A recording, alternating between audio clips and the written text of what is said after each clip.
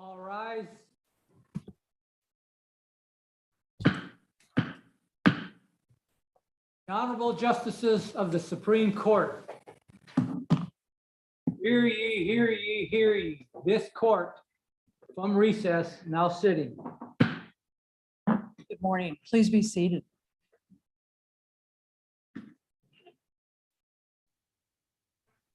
Welcome to the 10:30 docket of the Kansas Supreme Court. I will now ask Mr. Doug Shima to please call the 10:30 docket. Thank you, Your Honor. May it please the court.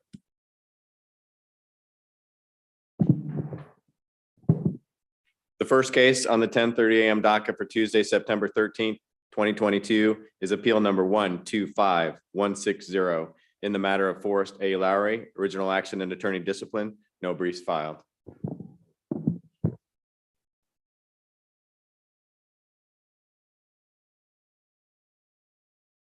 May it please the court, Tom Stratton for the Office of Disciplinary Administrator. Ready for argument. May it please the court, the respondent appears in person by John Ambrosio. We're ready for argument. Second case is appeal number 122557, State of Kansas versus Ryan M. Berkstresser, Sedgwick County, briefs both sides.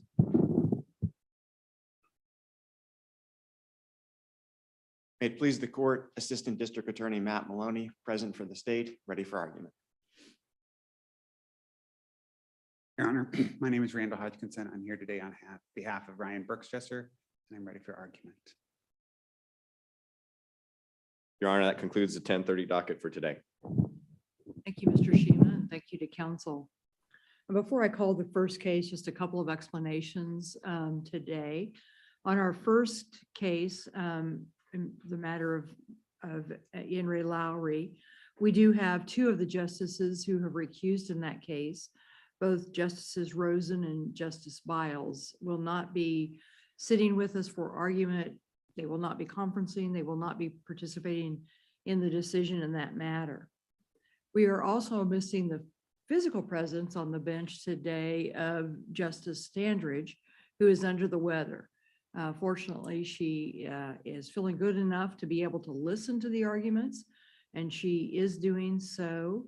And she will participate in the conferencing of the case as well as in the decision. We do have just a short bench in physical presence this morning.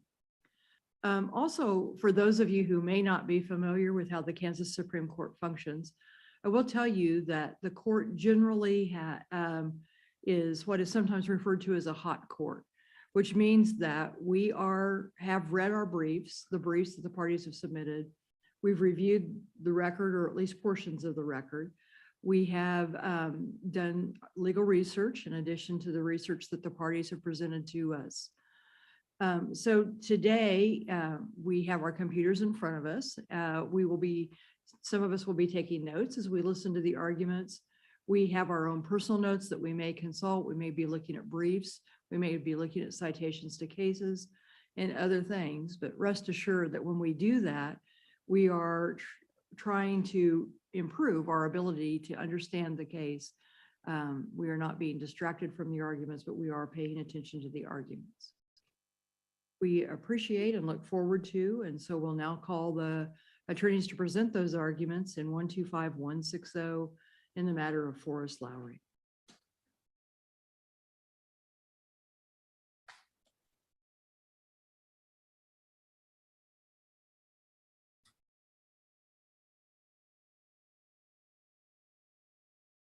Counsel, for the clarity of the recording, if you wouldn't mind, please coming to the podium and once again stating your appearances. Tom Stratton appearing for the Office of Disciplinary Administrator. We respectfully request 3 minutes rebuttal.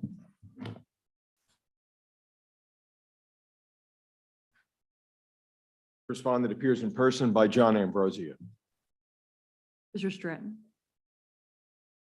Thank you, Your Honor. May it please the court. This case involves two separate representations by Mr. Lowry. One came in and was assigned the case number in our office of DA 13344, which I'll just refer to as 344, more than likely for convenience sake. And then the second one was DA 13693. The first case involved a 16-month delay by Mr. Lowry in perfecting an appeal after denial of the habeas corpus motion. The second one involved representation of a defendant, AW, in a case that AW was charged with 2 counts of rape, eventually was found guilty on 1. Following that, there was a Van Cleve hearing where the district court judge who presided over the case heard evidence and determined that Mr. Lowry's representation was ineffective, and that it was likely that there would have been a different result than the conviction on the 1 count if he had been effective. The court went into detail, and I can address the underlying circumstances for that finding, but it's all in the record. The determination of the hearing panel, which I was reminded is not a fair hearing panel, as I said in the last argument, and I apologize for that. The hearing panel determined 1.4a communication was violated. In the first case, the 344, the client was RF in that case, because RF during that 16 months sent a couple letters to Mr. Lowry asking what was happening and did not receive a response. In addition, Mr. Lowry stipulated to and was found to have violated 3.2 expediting litigation in that same case. Stipulated to and was found to have violated 8.4D professional misconduct in the second case, 693. That was conduct prejudicial to the administration of justice. The panel found he violated the rule when he failed to provide effective assistance of counsel to AW.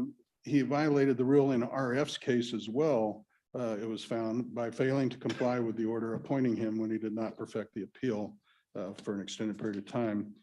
And in addition, Mr. Lowry stipulated to and was found to have violated 8.4G professional misconduct in AW's case, engaging in conduct adversely reflecting on the lawyer's fitness to practice law. And he provided ineffective assistance of counsel to AW as determined by the trial court. That was the support for that determination. It's perhaps helpful to the court to understand the procedural steps. 344 went to the panel hearing, and then the panel determined that the matter should be held in abeyance during the proposed probation plan's implementation, which it was. And during that period, the 693 case came in. They were combined, and the panel presided over both cases, hearing first the evidence in 693 and determining misconduct, and then combining the 2 cases for disposition. The disciplinary recommendation, the Office of Disciplinary Administrator sought a 6-month suspension with the understanding and acknowledgement that the temporary probation plan was in effect. We did not oppose the staying of the suspension for 3 years for that probation. Mr. Lowry recommended an unspecified suspension, but also sought the stay of the probation, stay of the suspension during the temporary probation plan. The panel determined a 90-day suspension with reinstatement hearing to be stayed while Mr. Lowry was on probation for 3 years. We continued to adhere to the 6-month recommendation. This in part has to do with the aggravating circumstance of very similar misconduct having occurred twice before by Mr. Lowry. However, we don't believe that's really the focus here. The focus is Mr. Lowry has stepped up in a big way. He is performing the very exacting requirements of the probation plan, as has been shown by a number of letters from his practice supervisor, Mr. Campbell, in addition by his affidavit recently filed with the court. And that was acknowledged, I believe, by the hearing panel when it convened on the subject of disposition. He's been in continuous compliance with the plan, was the finding. And I would just like then to go to, we don't oppose the probation. We go to one issue that really didn't come up or was resolved at the lower level.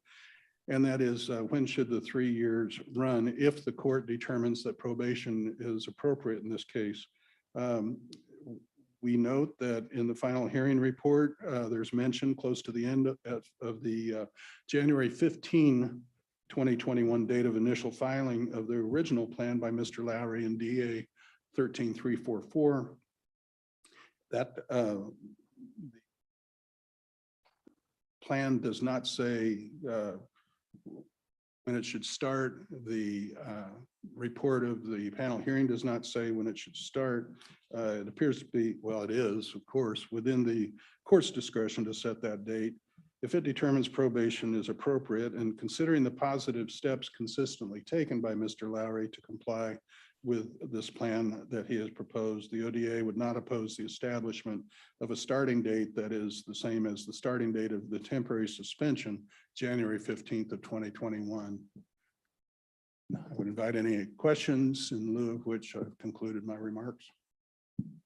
I just had a question on maybe not so much this case, but for 8.4 violations, if an attorney deviates from the standard of care, just simple negligence, is that as a matter of law misconduct under 8.4? Whether it's subsection D or G, or is there something beyond simple negligence that triggers the misconduct? I don't recall that 8.4 uses the term negligence, and I'm just basing it on the ineffective assistance of counsel, which yes, make that finding there would be a deviation from ordinarily a standard of care of a reasonable attorney. and I confess I come ill prepared with cases that address this issue. I don't have the answer for you right offhand, and I don't want to waste the court's time. You would agree, though, that simply making a mistake or doing something that would be ill-advised is not necessarily an ethical violation. Yes, absolutely. I think back on my years of practice and I'm grateful for that interpretation. Your questions? Mr. Ambrosio?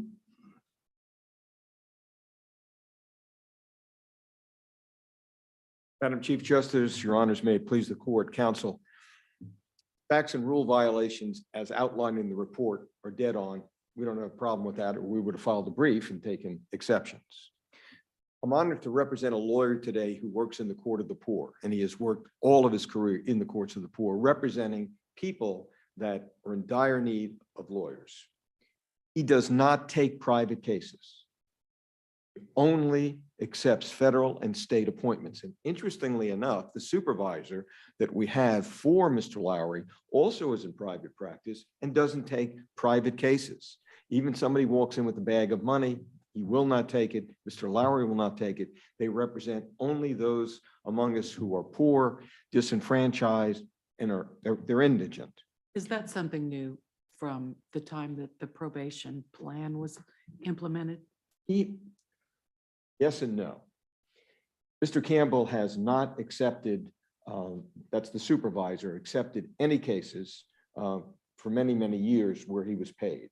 My client had 1 or 2 cases where he was being paid, but the bulk of his practice, 95% of it, was cases wherein he represented people who were charged with crimes, but he was appointed by the court.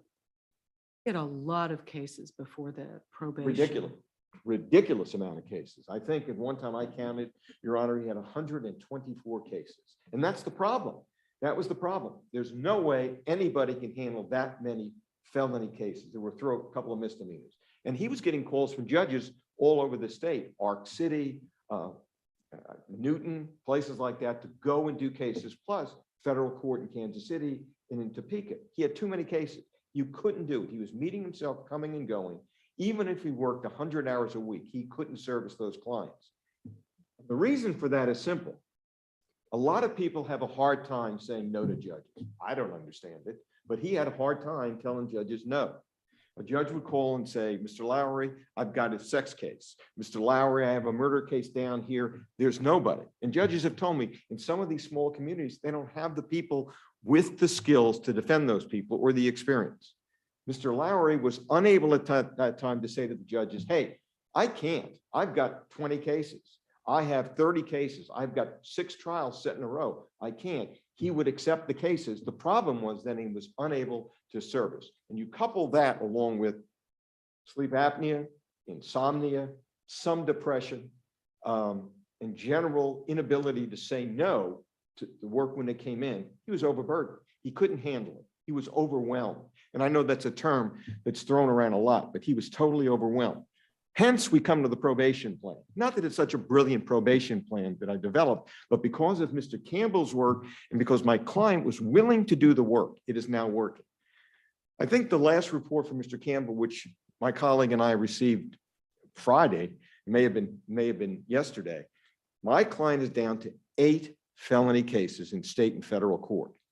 One of those is a homicide case that probably or may work out in the next couple of weeks. He's got a trial set in a homicide case, but he's able to structure his practice where he can do the work that's necessary, which means he wouldn't have missed what he missed in the Douglas County case, or he wouldn't have missed what he missed when he didn't get the appeal perfected.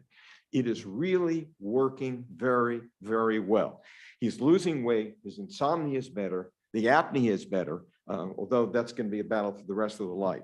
He cut down those cases, as pointed out by Your Honor, to the point where he can manage them. He's able to tell judges no, he's working less hours, he's working out, he's doing everything that's necessary. He's also working with KLAB, who has helped him practice management. Mr. Campbell has helped him.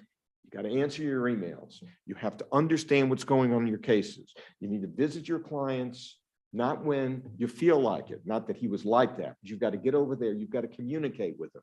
And you only can do that type of work with clients when you have a small amount. I don't see how anybody, whether they be public defenders, private lawyers, people in private practice, how you can handle any more than 25 or 30 felony cases. You can't do it and you can't do the service. The problem is we have a dearth of lawyers in the smaller towns who can handle it. My client now is able to do it. He tells me, although he's getting older, he wants to continue to practice for another 3, 4, 5 years. My guess is nobody really likes to retire when you're a lawyer. He'll keep doing some of it. It is really working with Mr. Campbell. They meet on a weekly basis. They go over cases. They make sure he's doing everything that's needed to represent those people, dotting I's, crossing T's, doing the preparation, where before he was overwhelmed, he is able to just handle what he has in front of him, leave the office maybe by 6 o'clock in the evening, not work every weekend, 8, 10 hours on a weekend. He's able to do that. I think he's healthier. I think he feels better about himself. His clients feel better about the job he's doing. I agree with my colleague that he's been doing this for a while and the probation plan is working so much. I, of course, hesitate because I always think, what happens, Forrest? I know you're a good person. You've got 20 cases, and then the judge calls you, he or she wants you to take 2 more cases. If you don't have that probationer, that supervisor just sitting on your shoulder, where you have the wherewithal to say, no, I'm not doing it. I worry about that with Forrest. We talk all the time about that. That's my biggest worry, his inability to say no. Handling work, he can do it. If he keeps them to where Mr. Campbell has it now. He cut down 100 cases. Didn't take any new ones. It's amazing. I urge you to allow him to continue to practice. I urge you to do the suspension as my colleague indicated, but to stay that suspension and to allow him to practice under the probation plan. And he'll accept whatever you want, 2 years, 3 years, whatever you need, and you can start it wherever you want. I think everybody is amazed at how well he is doing now under this. And I forgot to ask permission of Your Honor, he'd like to address the court. One question before that, Certainly. though. Given your concerns about his ability to say no, are you on board with Mr. Stratton's recommendation that we begin this suspension? I'm on board. I'm on board with that. That's just me assuming, knowing my client and knowing so many of the lawyers I represent can't say no. I think now he's been able to do it, but of course, he's able to say, my supervisor wouldn't let me do it, but I think he can do it now. I've got confidence in my client. So I concur with Mr. Stratton's concept as far as that's concerned. On the same lines, what is your position on the need for a reinstatement hearing? If you wouldn't do probation, I hadn't even thought about that. I don't think he needs it. I don't think he would need it. If he would screw up, my gut feeling is, and get suspended for that 90 days, I don't think we need a reinstatement hearing. At that point, I'm convinced if he's such a good person and a good man, he has a conscience, he probably would stop practicing law totally at that point. Morris? We were both debaters in college, so it's kind of nice to see somebody who can come on up. Relax, it'll be fun. Good morning, Madam Chief Justice. Good morning, members of the court. As you are all well aware, the worst event in a lawyer's professional life is to be found ineffective or incompetent in any way. This has now happened to me twice in the last 3 years in the cases now before you. With respect to the case I had been appointed to as appellate counsel, no ultimate harm was done because the client's defenses were all frivolous and there was simply no way he could have prevailed, and he did not in the end. However, that does not excuse my lack of diligence in that case, and specifically my failure to even remember I had been appointed to represent him. What if this case had merit? What if his defenses were solid?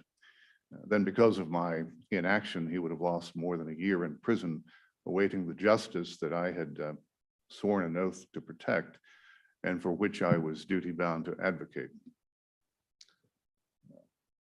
That I had overburdened my caseload does not and cannot mean anything to my client, nor does it excuse my failure to adequately represent him.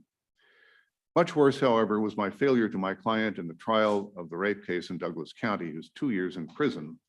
I might have saved him had I known that there were certain crucial items of discovery in my office that I had failed to find. Well, he might still have been convicted had I used those facts in my cross-examination of the expert and the alleged victim. I agree with Judge Picorni that had I used them, the outcome would more likely have been a not guilty verdict on both counts. I have enjoyed considerable success and a good reputation with judges, prosecutors, and clients in my 35 years of practicing law, and have always tried to be extremely careful in preparing for the more than 100 jury trials I have been part of during that time. That I had caused so much harm to my client is a fact for which I am deeply sorry. Thankfully, the appellate lawyer his family hired discovered my mistakes, and his actions resulted in a complete dismissal of the case by the Douglas County District Attorney. I have continued to practice law, but I have learned to cut back, as Mr. James Campbell has reported to the disciplinary administrator. I have very few cases left. I hope to resolve most of them by the end of this year. However, I cannot retire yet and need my license to practice.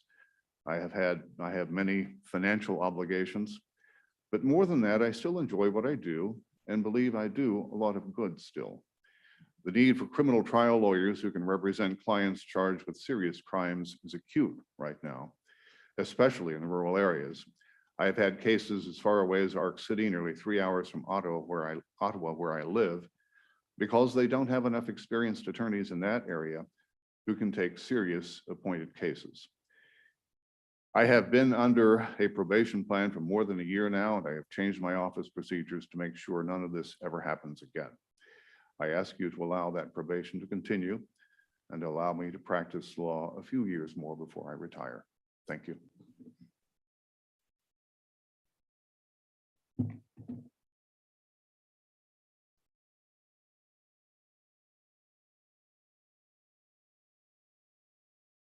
I have nothing further unless the court would have any questions.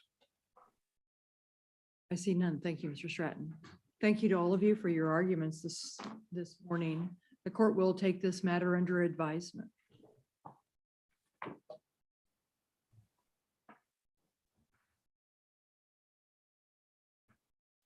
now call case number 122-557, State of Kansas versus Berkstresser. Before I ask council to state their appearances, I will explain our justice lineup for this case.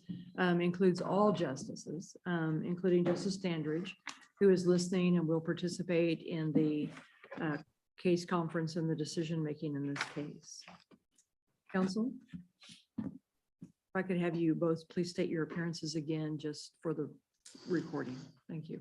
May it please the court and counsel, Assistant District Attorney Matt Maloney for the state, present and ready for argument, and Chief Justice, I would request 3 minutes rebuttal, please. Your Honor, my name is Randall Hodgkinson. I'm here today on behalf of Mr. Berkstresser, and I'm ready for argument. Mr. Maloney? Thank you, Your Honor.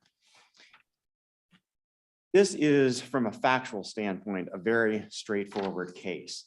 It's one of the rare cases where you can click play on a DVD and watch the entirety of the crime unfold before you.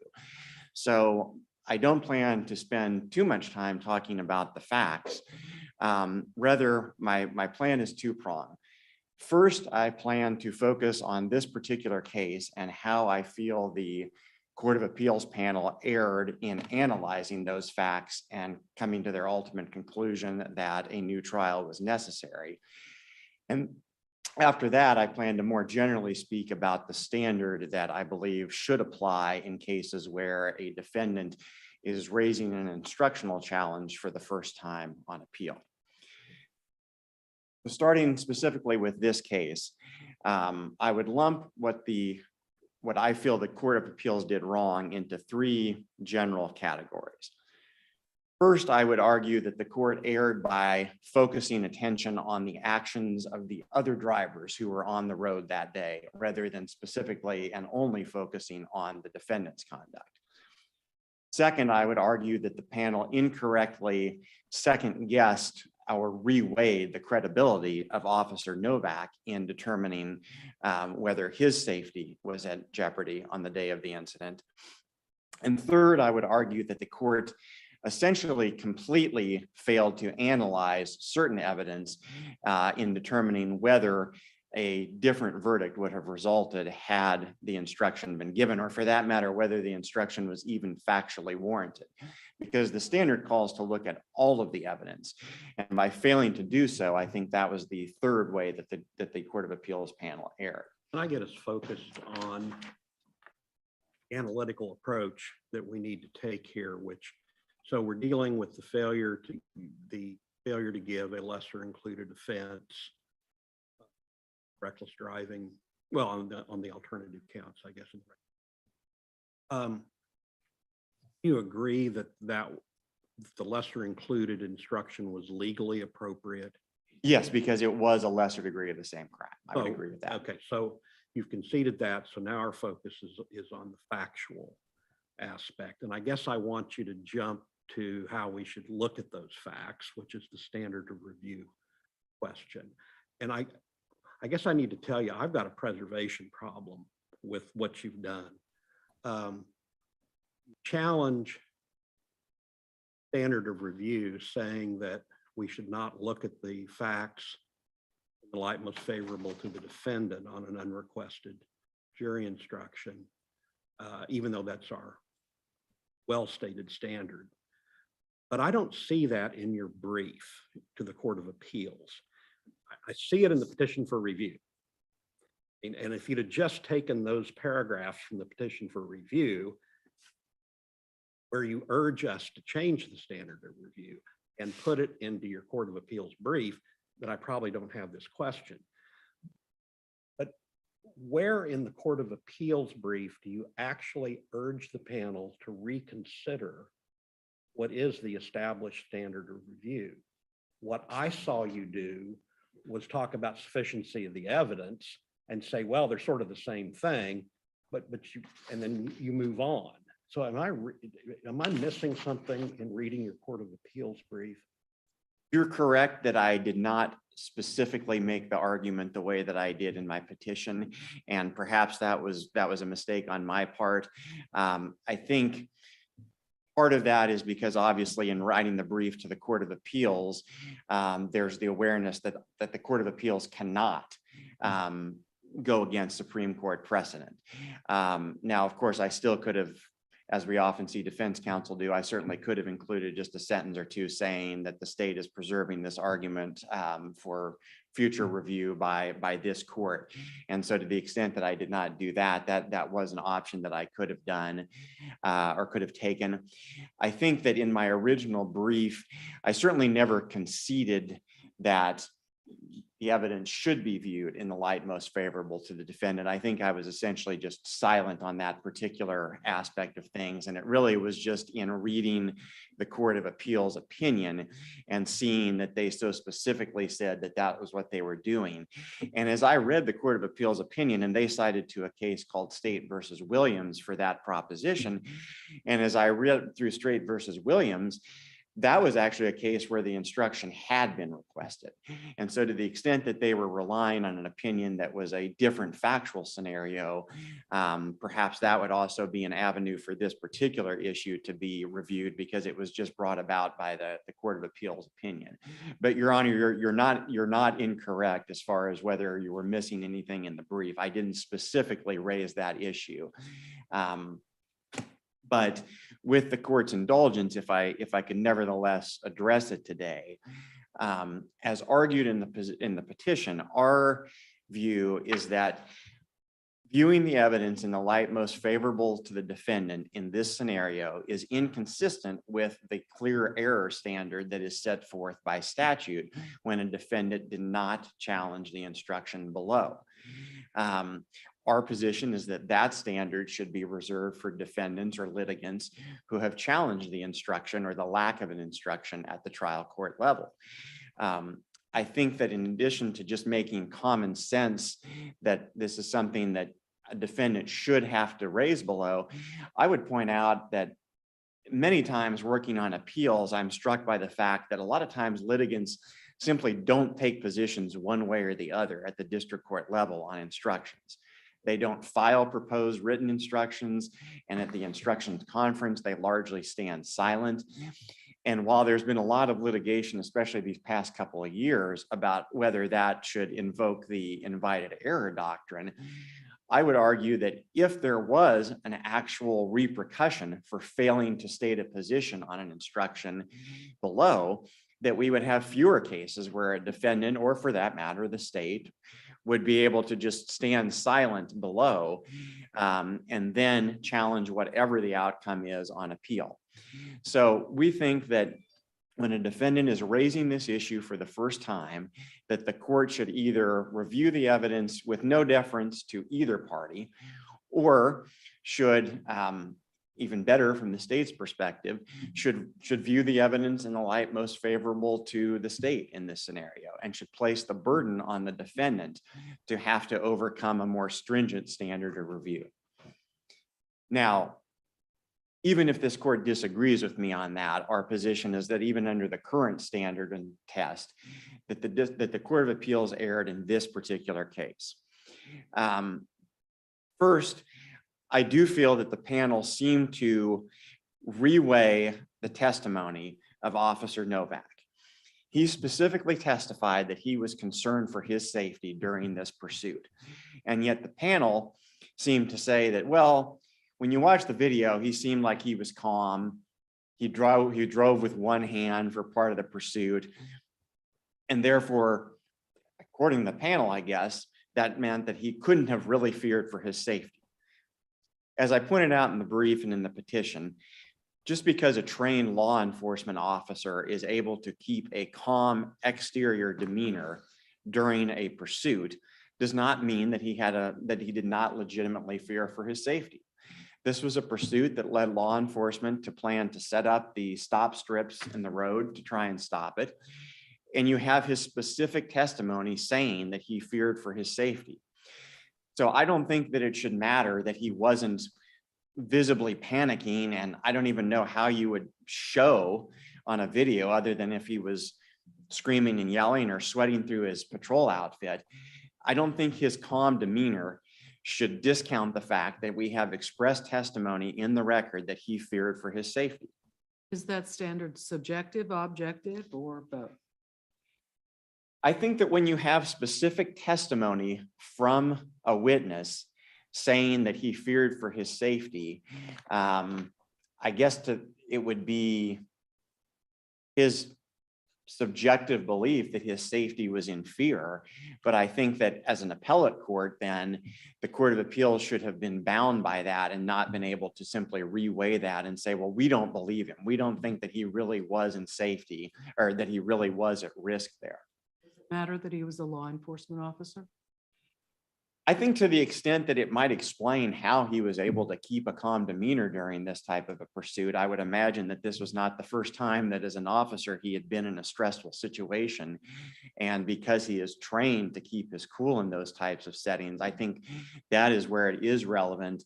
And that's what kind of cuts against the Court of Appeals assessment that his calm demeanor somehow suggests that his testimony was not credible or was not honest in that regard. I'm sorry, I meant as to the objective standard.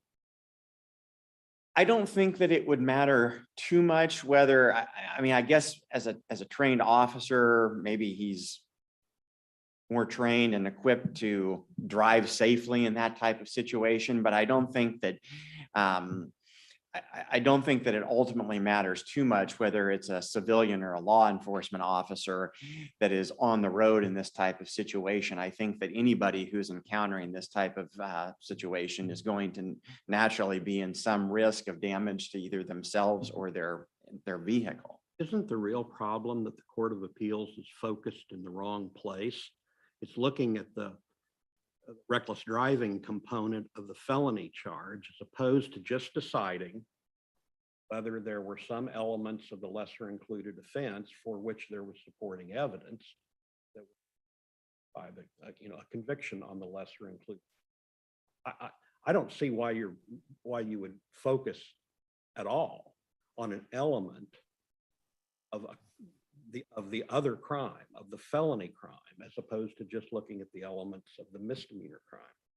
Well, and that's because of what the statute tells us, that in order for the lesser to be warranted, there has to be evidence that would reasonably justify a conviction on the lesser, which in this case, that would mean there would have to be evidence from which a jury could reasonably conclude that he was not driving in willful and wanton disregard for the safety of persons or property. But it seems to me that confuses the prejudice analysis that you're going to do after you find error, as opposed to just whether it's factually appropriate to give the lesser included instruction. My understanding is that the test for whether the instruction is even warranted in the first place is that it requires evidence that would reasonably support a conviction of the lesser. Then if you find that there is, you have to go a step further and determine whether if the lesser had been given, the jury actually, there's a reasonable likelihood that they would have in fact returned a verdict in favor of the lesser. Right, but that's the prejudice. What you just said at the end there is the prejudice. Right, but again, the test says in determining whether the instruction is even factually warranted, you have to determine whether the evidence would reasonably support a verdict for that. And so again, my position is in order to the only difference between the two, between the charged offense and the lesser, is the willful and wanton disregard portion of the reckless driving. So are you saying no reasonable prosecutor would only charge a misdemeanor? On these facts, I certainly don't want to speak for every prosecutor statewide. Personally, I don't think there's any way that I would. When you see a guy going 22 miles an hour over the limit, swerving multiple times, crossing the fog line and the center line. Not even in a plea agreement? Your position is it's got to be the big one or nothing. Well, plea agreements are always a different, plea agreements, you can even allow somebody to plead guilty to a non-existent crime. And so when you're talking about plea agreements, there are all sorts of factors that come into play that are separate and apart from what the evidence actually would support at a trial. And so when you look at the other problem I have with the Court of Appeals opinion is that they basically say, well, it could have been worse. He didn't almost hit anybody. He wasn't, he signaled his turns. And the frustration I have with that is you can always envision scenarios that could have been worse. But isn't the test that it would reasonably justify the conviction on a lesser included offense? And that is, as we have said, essentially a sufficiency test of the lesser included offense, not a weighing of which the jury is most likely to pick between the two offenses, is it? It should just be, is it sufficient to prove that lesser included offense? And if so, that's reasonable that they could convict him on that offense. I think if you go to that route, then you're essentially saying that there always should be in lesser included Oh, instruction. it's not just if we go that route. I mean, this court has gone that route. Aren't you asking us to overrule our precedent, which says that this is an elements test? And Well, I'm just looking, I mean, I'm familiar with the case law here, in part because I dissented from it, but the majority of the court has repeatedly said that where the elements are identical, this lesser included must be given. I guess I've not interpreted the case law to have gone quite that far. I mean, yes, the court has said it's similar to a sufficiency argument, but even the panel in this case rejected the defendant's argument that as a matter of law, the lesser included had to be given. And that strikes me as being just contrary to this court's precedent. That was my follow-up question, was going to be precisely that, which is how can the Court of Appeals reject the defendant's argument that this lesser has to be given when the statute couldn't be more clear? The statute says the misdemeanor elements are these, and the felony elements are the misdemeanor elements plus extra elements. And in that circumstance, I mean, it's hard for me to see how our case law doesn't require the giving of the lesser instruction. Well, two things. First of all, I think that if we're looking strictly at statutes, and I know I'm probably a broken record because I feel like I've given this very argument numerous times in different cases, but we can't read the word reasonably out of the statute that specifies when a lesser is warranted. And I think that that's reasonably there encompasses looking at the evidence and determining not strictly whether from a pure element standpoint, the elements are met, but whether based on the actual evidence that came in at trial, whether a reasonable jury would be able to look at that and harbor any doubts as to whether the elements of the felony or of the charged offense were present. Second of all, I guess, again, perhaps I'm misreading the case law, but I certainly seem to remember cases where this court has said that a lesser was not warranted, even if it is legally a lesser offense, that it does have the same elements. And so to that extent, I feel like this court has never gone quite so far as saying that as a matter of law, if all of the elements of the lesser are met, the instruction has to be given without any analysis of the actual facts and evidence in the case. You're making an argument that I have written about for 15 or 16 years, and I think you're familiar with that. But that, where it takes shape in those cases are the distinction between premeditated and in second-degree intentional murder, when, at least in my view, all of the evidence was focused and proven to be premeditated. Isn't it a little different here where we have a reckless driving kind of distinction? And it seems to me that there's lots of facts here that could support the misdemeanor charge, whereas, at least when I was viewing the facts in the premeditated murder cases, there was just nothing that would not support anything else but a premeditated murder. Isn't it a little different here, or am I convince me that I'm wrong, that there's not a distinction? I'll do my best. I certainly understand that there is a distinction, but I do still think that the similarity and the ultimate result should be the same. Again, while the Court of Appeals tried to minimize the nature of the reckless driving that occurred here, we had somebody speeding well over the limit, changing or crossing both the fog line and the center line. And then ultimately, what does he do in an attempt to get away? He drives through 2 residential yards which have at least one person, multiple vehicles, a swing set, and other structures. I struggle to understand how he was not disregarding the safety of persons or property by doing those things. Why do we have speed limits? Why do we have lane lines? Because if people are not staying in a lane of traffic, and if they're speeding, especially 22 miles an hour over the limit, I think we can all understand that it is inherently creating a safety risk.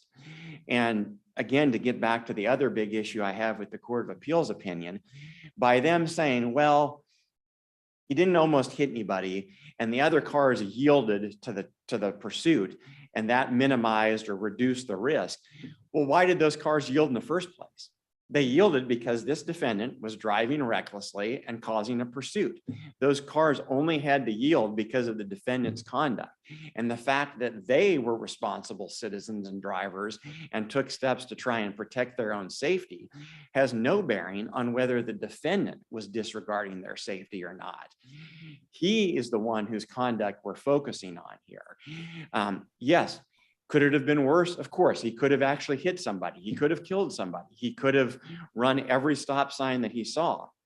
But just because this wasn't the most egregious doesn't mean that there is any realistic chance, in my view, that a jury could look at this evidence and say that this man was not disregarding the safety of persons or property during this pursuit. Let me ask you if you've concluded your comment there. I'm sorry to Sure. No, interrupt you. you're fine. Let's just assume that this court finds that the lesser was factually and legally appropriate. What is your view on the Court of Appeals application of the clear error standard in this case? Yeah, I think that's where they, unintended, even more clearly missed the mark. They cited the test for clear error, but then they never actually found that there was a reasonable likelihood that the verdict would have been different. In that part of their analysis, they just restated the test for whether the restated their conclusion as to why the instruction was appropriate. And they actually used the word could in saying that the jury could have returned a different verdict. Well, that doesn't get you there as far as the clear error and whether reversal is warranted. And so that, with respect to the clear error analysis, in addition to just, as I read through the opinion multiple times, one of the things that really struck me is that the Court of Appeals reversed the conviction in this case. And you look at the analysis of the issue, and it is scant, to say the least. There's basically about 1 page of analysis after they had gone through the facts. And that analysis largely consisted of a couple of citations to standard of review. But as far as actually looking at the evidence in this case, it was minimal at best. And then they did fail to actually affirmatively say that the jury, there's a reasonably likelihood that the jury would have returned a different verdict. I've got one other little cleanup matter. The defendant would not have been eligible for the misdemeanor lesser included if he'd had prior convictions under 81568A, as I read it. But there's nothing in the record to show prior convictions. So is that, so he, and I don't know whether you want to put that in the factual appropriate or legal appropriate bucket, but there's, I guess my question is, there's nothing in the record that I missed that would have established a prior convictions that would have taken him out of the lesser included. Not that I'm aware of. And I think, yeah, I guess that would, as you said, I guess that could fit into either the legal prong, probably the legal prong, because he would be ineligible for it. But no, I'm not aware that he had any. And I know I'm at my time, but just briefly, because your honors did ask us to address this in a letter a couple of weeks ago with respect to Vargas. Our position is that because he was charged with the alternative count, that what the Court of Appeals should have done in this case is that even if they found a problem with the conviction that we're talking about, they should have gone ahead to analyze the other issues, because if there were no problems causing reversal on the alternative count, then there is absolutely no need to reverse the conviction and remand for a new trial, because Vargas tells us that when you've got alternative convictions, they just merge into one conviction. And so if one of the convictions is suffering from no infirmities, then there's simply no reason to send this back for a trial. And in preparing for the argument, I look back through Supreme Court Rule 803, and my understanding and interpretation of that, and I think it's consistent with what this court has said, is that because the defendant did not file a cross petition asking this court to weigh in on the issues that the Court of Appeals essentially punted on, then he has essentially waived those issues. And so to the extent that the alternative conviction is at this point essentially unchallenged, then there would be no necessity, even if this court agrees with the Court of Appeals assessment of this count, there would be no reason to remand for a new trial, because he would still and should still stand convicted of one count of the felony flee and elude that he was charged with. And so that is another problem with the Court of Appeals analysis, is that they seem to forget or ignore the fact that these were alternatively charged. And so my position is that what the Court of Appeals should have done is go ahead and address the remaining issues, but they failed to do so. And by not challenging that or not asking this court to review those issues, I think that at this point, the defendant has waived any right to challenge or seek review of those. I know I'm well past my time, so unless there are further questions now, I will reserve any other comments for my rebuttal. No questions. Thank you, Mr. Malone.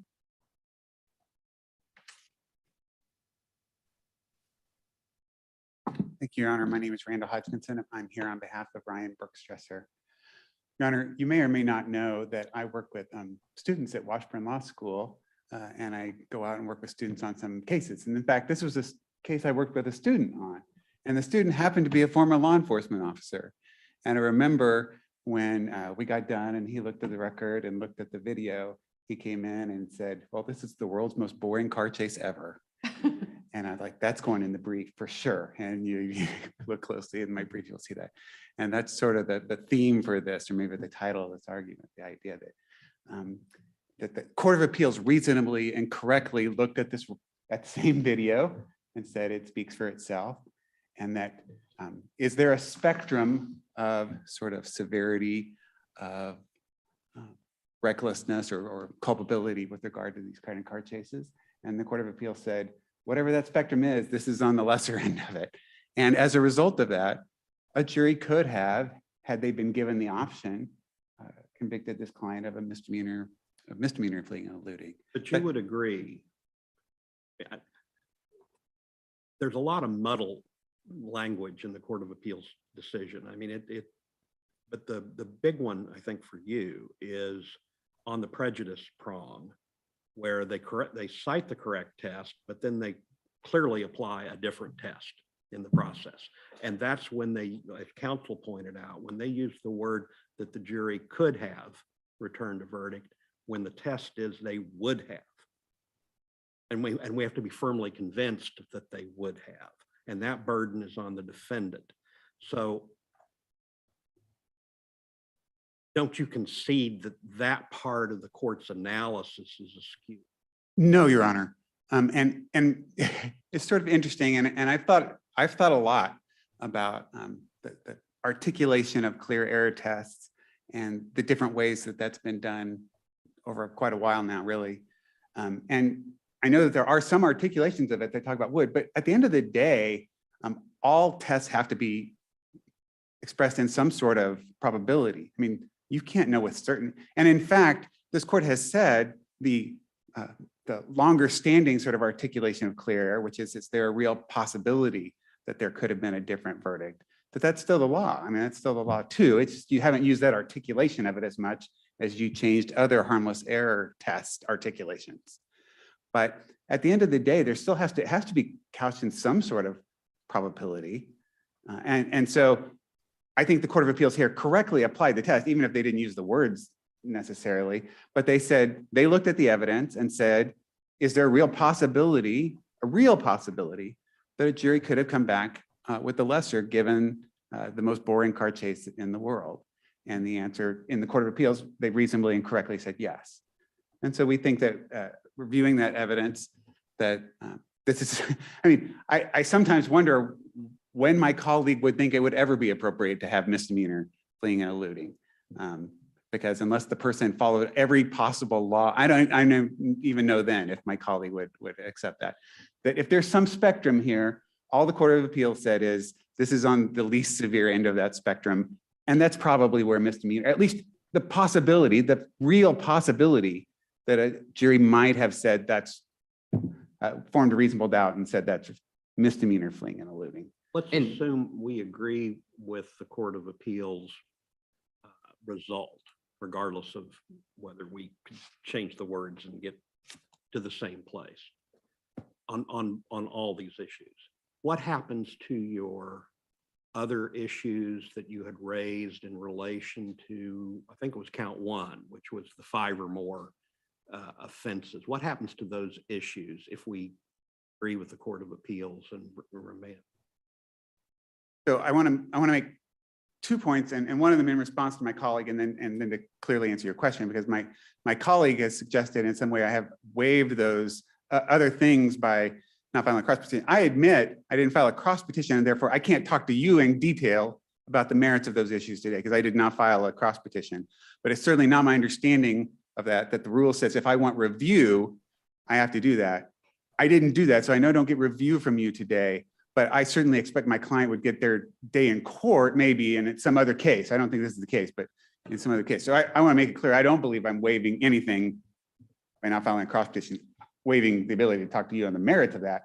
But even if the state was completely right, it's still my opinion that this would go back to the Court of Appeals. But I've changed my position on that a little bit, Justice Miles, in large part thanks to this court pointing us and asking us to be ready to argue about State v. Vargas and looking at the cases that State v. Vargas was based on, and which I, even in the brief I filed, I didn't appreciate, I think. But the idea is, I think you said in Vargas and in cases previously, it's 1 count. This wasn't 2 counts. If the Vargas Court of Appeals panel had been right, then I think my colleague would have some water in his bucket to be able to say, well, if this one's not good, but this other one's good, we can go that way. But this court said it's all 1 conviction. And so that being the case, then I think the Court of Appeals is spot on right. That once they found that an instruction for misdemeanor fleeing and eluding should be given, then it doesn't make any difference about those other counts anymore. And they were right, that's moot. We've decided on the 1 count of felony fleeing and eluding, there should have been a misdemeanor given. We're done. We don't need to reach all those other issues because we found that this misdemeanor instruction was appropriate. And so given Vargas and given the cases cited in Vargas, I think that's my answer to your question, Justice. But if we, let's say we agree with the state and reverse the Court of Appeals, let's just say on the prejudice prong. But we affirm the alternative conviction on the reckless driving. Doesn't matter what count 1 said, because we now have a conviction on the alternative count 2. So count 1 sort of merges in and goes away. Any error that you associated with count, right? Going to moot all the issues that are applicable to count 1 because he's tagged on count 2. You're sort of asking if the inverse would be true. The inverse of what you just said. Yeah. Well, no. I mean, because it's still 1 conviction. If I understand Vargas correct, it's 1 conviction, and there could be errors on either of the different means. That is to say that even if you said, no, you don't get it as far as the reckless driving theory, you don't get the lesser, but that doesn't leave open the possibility that you could be entitled to the lesser on some other of the what you've described as sort of alternative, not alternative means, it's the different methods within 1 mean that you can do these things. And so, no, I wouldn't concede that. I think that that would still leave open that option then that if You said, yeah, I'm sorry. No, I'm sorry as well. Because I kind of wanted to jump in. On this question of merged convictions, yes, Vargas says it's one conviction, but it's supported by two distinct jury findings. We call them count one and count two. And for a defendant to achieve the overturning of such a conviction, a defendant would have to show reversible error on both of the pillars, both of the counts, if for lack of a better word. Because each count, each jury finding independently supports the conviction. That's what I thought, to be honest with you, that's what I thought when I wrote the brief. But given what Vargas says, I don't think that any longer, because it's all one, you said it's all one conviction. They just happened to do it in alternative counts in this case. But you said it's not two counts. It's always one count. It's always one count. Right, one count supported by two independently. Yeah. And so if determined. either of the independent underlying predicate facts in this case, if Yeah, there's the some question comes dispute down that, to whether a defendant has to knock both pillars out or only one pillar out. Because- That's what it comes down to, right? Because there are two factors that go into that. First of all, no judgment's final until the appeal is concluded and a mandate issued. So that merger is not necessarily final until that occurs. And so many states talk about the unmerger rule. If one of those convictions is reversed, then you've got left standing the other. And we have not yet reached that question about how we would do that. Vargas doesn't address that. This case potentially could. But why would we just ignore a conviction that might be valid? as we're talking now, I think the answer is to Justice Bowles and Justice Deagle and you, Chief Justice. Yeah, the idea is, would there have been a lesser for misdemeanor fleeing and looting? That's the question, and that's the question before the Court of Appeals. Would there have been an instruction for misdemeanor fleeing and looting on any theory? If so, then the jury might have picked that theory. Even in the light of that there was plenty of evidence of one of the theories, the jury might have picked, there's a real possibility the jury could have picked the lesser had it been given. That's the issue here. Should the lesser have been given? But let's say I agree with you that the lesser should have been given here. The prejudice analysis or the clear error analysis might be different whether the question is recklessness, which is 1C, versus 5 or more moving violations, which is 1E. That's where the distinction could come in, because I could see a finding, I could see a court saying, look, the defendant should prevail because there is real prejudice on the recklessness side of things. But on the 5 or more moving violations is like that there's no prejudice here because it's so obvious, and no jury would ever conclude that there were not 5 or more moving violations. That seems reasonable to me, Your Honor. But it assumes and allows for the idea that no, you still have to analyze them separately, and it doesn't necessarily get to that result. Is that a possibility? I think it is. Yeah. In this case, I don't think it is, but it could be in another case.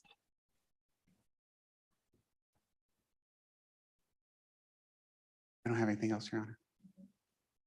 Thank you. Questions? 3 minutes.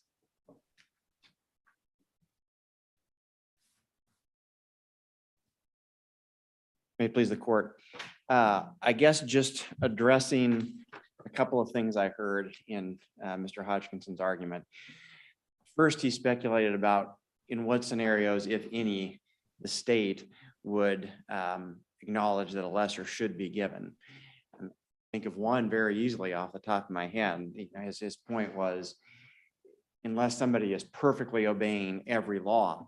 Well, I think let's imagine a scenario where he doesn't stop when the officer attempts him to pull over, but in the entirety of the pursuit, the only law he violates is he drives 4 or 5 miles per hour over the speed limit.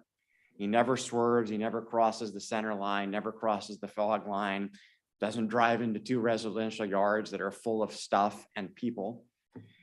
I think in that scenario, then yes, it would certainly be reasonable for a jury in that scenario to conclude that he wasn't willfully and wantonly disregarding safety if the only thing he did was drive 4 or 5 miles per hour over the speed limit. So that's just one scenario that I can think of right off the top of my head. Second of all, as to this issue about preservation on the unresolved issues by the Court of Appeals, and just reading directly from Supreme Court Rule 8.03 C3B. If the Court of Appeals does not decide an issue properly presented to it, the cross petitioner must raise that issue to preserve it for review, to preserve the issue for review.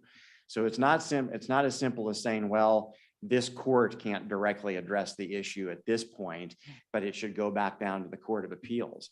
My reading of that rule, it seems pretty clear that the issues themselves are not preserved, and therefore he's lost the ability to gain review of those, not only in this court, but to ask for them to come back down to the Court of Appeals. But counsel, the defendant did raise the following issue to the Court of Appeals, that the record contains insufficient evidence with regard to the felony fleeing and eluding predicated on 5 moving violations because it contains evidence of at most 3 moving violations, but the Court of Appeals didn't address it. So is it waived because the Court of Appeals didn't address it? It's not waived because the Court of Appeals didn't address it. They should have addressed it, in my opinion, but the issue would still have been on the table for review if the defendant had filed a petition for review or a cross petition asking this court to review it.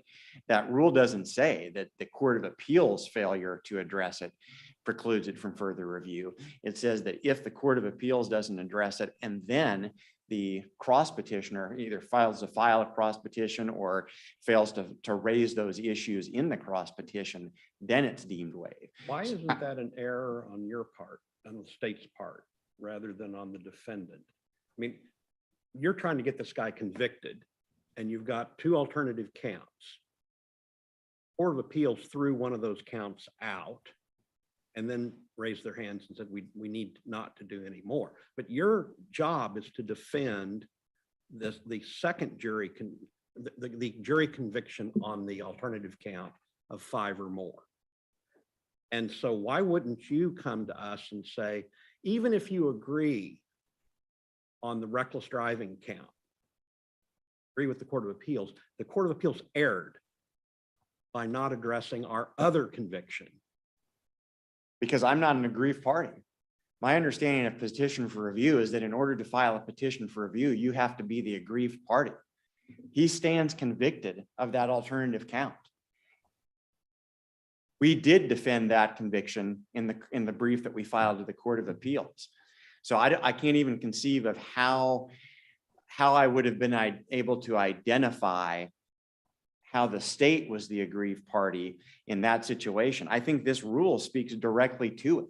It's the party who is in the appellee's position in this case who has the duty to raise that issue. It's not the state's position. Well, isn't it just the duty if the party wants it to be reviewed? I mean, the rule only talks about review. It's not it's just not talking about waiver. Well, I guess I don't. The way I would characterize this is unfinished business.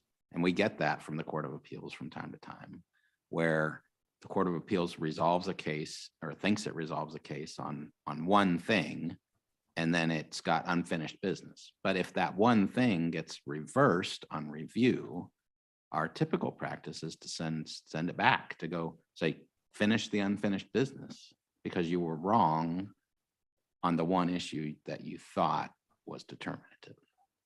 I guess if that's the interpretation, then I don't know how 803 C3B has any teeth. Again, reading it, it says that you have to do that in order to preserve it for review. So how does it get back to the Court of Appeals to review in a scenario where the appellee failed to file a cross petition? Well, we agree with you. We say the issues that were appealed to us, state wins. Then we send it back to the Court of Appeals and say, finish the case. I still feel like that would just be ignoring the clear language of the Supreme Court rule. you know, again, this isn't a scenario where we have to say, well, the poor defendant had no way of preserving this matter. He did. All he had to do was file a cross petition. And, you know, as the state, we're the ones who most often are in this position where we win the ultimate result, but we disagree with some portion of the analysis. And so we sometimes are frustrated thinking, all right, it's kind of a pain to have to go through the process here, but we do need to file a cross petition here just in case they were to agree with the defendant on the issues that he's petitioning.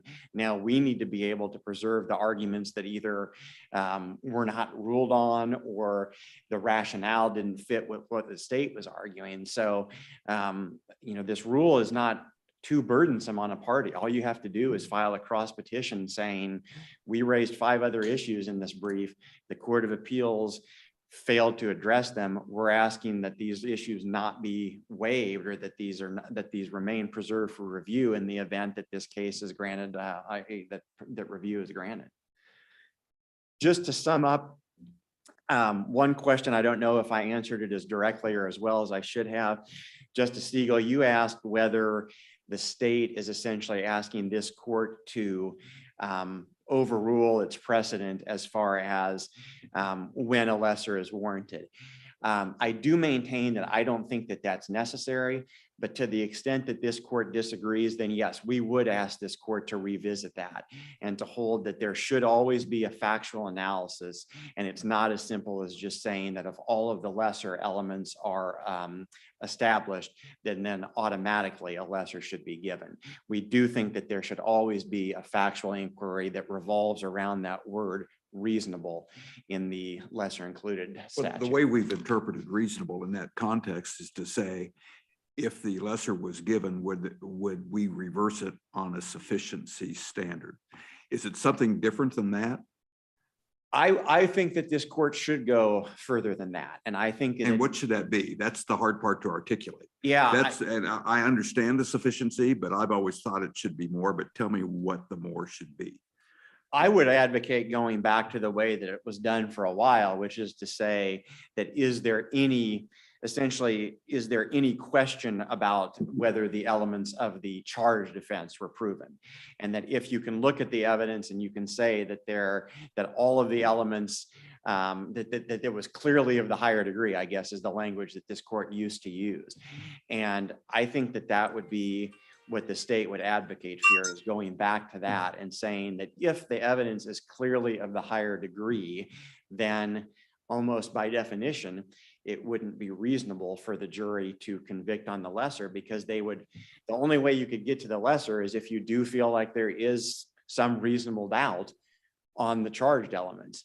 And so if there's not reasonable doubt, it's not reasonable to convict of the lesser. How is that thought process different from the prejudice analysis that you get to after you decide error?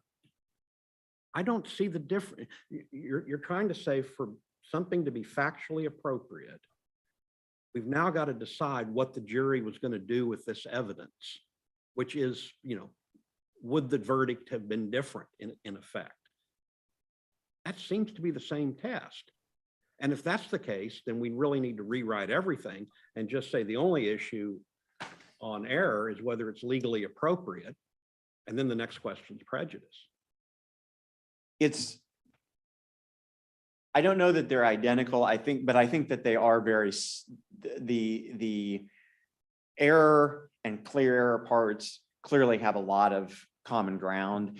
And just yesterday, I was doing additional research and I read a case named State versus Williams from this court, where they talked about how initially the clear error standard seemed to focus more on whether factually the instruction was warranted. And then over time, it shifted into the prejudice element as far as whether the failure to give it was reversible. And so there certainly is a lot of bleed over between the two, but I do think that there remains an avenue to simply look at it in the first instance as far as whether the instruction was warranted, because that statute says that the evidence would have to reasonably support a lesser. And so I think there could be a scenario where a court could say, okay, in this case, we think there was enough there was maybe enough there that the court should have given it. And so that's enough to meet the error prong. But then there's not enough for the defendant to meet his burden of firmly convincing this court that if the instruction had been given, that that's actually the option that the jury would have taken. And so I think that while it's very similar, I do think there's a little bit of difference between the two prongs. And we would just ask this court to go back to the way that it used to be and say that if the evidence clearly was of the higher degree, then not only was it not clearly erroneous, but that it was not error in the first instance. But aren't you speaking- I'm sorry, go ahead. Aren't you making the trial judge the super jury in that state? Don't you think that seems to me that knowing that what we know about the Kansas legislature, that it's more likely their intent was to involve the jury in those decisions? But I think there always is that role of a gatekeeper for the district court judge. They always have to determine, make decisions as far as whether it's a lesser included instruction, whether it's a self-defense instruction, whether it's a voluntary intoxication. There always has to be that gatekeeping function for the district court judge. Efficiency test. Are the elements met? Why should it be any higher than that?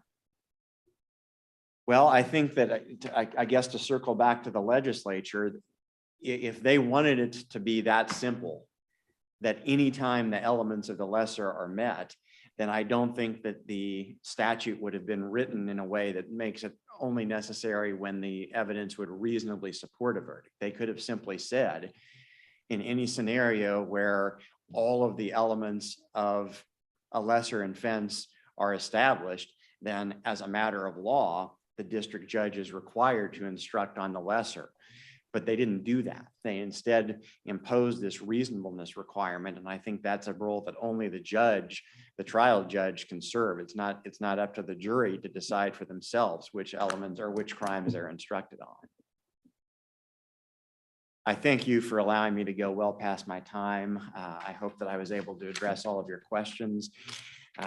For all of the reasons articulated today, our position is that the Court of Appeals erred and that the defendant's conviction should be reinstated. Thank you. Mr. Thank you. Norman. Thank you to both counsel for your arguments in this matter. We will take this case under advisement. Court is now in recess until 9 a.m. tomorrow morning.